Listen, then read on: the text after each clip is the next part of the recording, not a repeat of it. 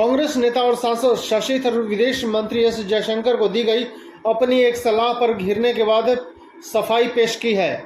शनिवार 1 जुलाई को कांग्रेस सांसद ने कहा, लंदन में खालिस्तान समर्थकों के भारतीय ध्वज उतारे जाने पर जयशंकर की प्रतिक्रिया से उनका कोई मतभेद नहीं है।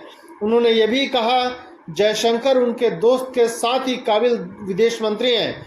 कांग्रेस नेता ने अपनी सलाह का मतलब ही समझाया कि वो किस बारे में थी।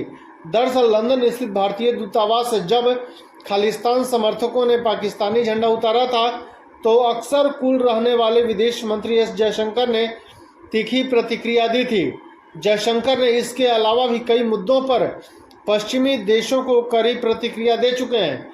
इसे लेकर कांग्रेस सांसद शशि थरूर ने एस जयशंकर को सलाह दी थी, जिसका मतलब यह निकाला गया कि वे विदेश मंत्री को खालिस्तान के मुद्दे पर शांत रहने की सलाह दे रहे हैं। शशि थरूर ने अब इसी को लेकर सफाई पेश की है।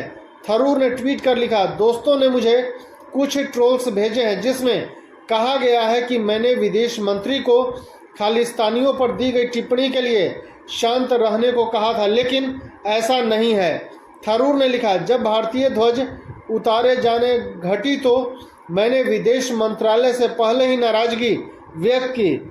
आक्रोश प्रकट करना वास्तव में सबसे उपयुक्त प्रतिक्रिया थी। उन्होंने आगे लिखा, जयशंकर को संयम बरतने की मेरी सलाह उनके बेंगलुरु स्थित भाजपा युवा मोर्चा के लिए की गई उनकी टिप्पणियों के लिए थी, जिसमें विदेश मीडिया ने पकड़ लिया था और गलत तरीके से दिखाया था। थरूर ने आगे लिखा, बिना उकसावे के दूसरे देशों की आंख में उंगली डालना हमारा स्टाइल नहीं है। झंडा फहराने की घटना एक उकसावे की घटना थी और भारत की प्रतिक्रिया उचित थी। इस पर विदेश मंत्री से मेरा कोई मतभेद नहीं है। मैं उन्हें एक मित्र और एक कुशल व योग्य विदेश मंत्री मानता हूं। विदेश मंत्री एस जयशंकर बीते अप्रैल की शुरुआत में बेंगलुरु में एक कार्यक्रम में शामिल हुए थे। इस दौरान उनसे पश्चिमी देशों की टिप्पणी को लेकर सवाल किया गया था, जिस पर उन्होंने कहा था कि पश्चिम को दूसरे के मामले में टिप्पणी करने की बुरी आदत है।